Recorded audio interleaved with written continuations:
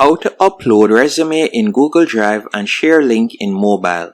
The first thing you want to do is open Google Drive.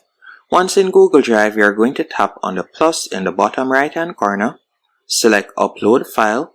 From there, you can tap on browse and you can select the resume that you'd like to upload, and you're going to tap on open in the top right hand corner. After doing that, you can change the resume name if you want by tapping on the name. Then you will tap on upload in the top right hand corner, and you're just going to give it a few seconds while it is being uploaded.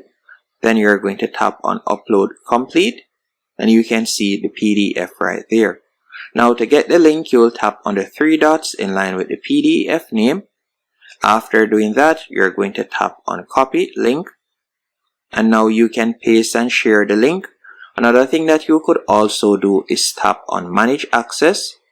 After selecting manage access, from here you can tap right where you see restricted.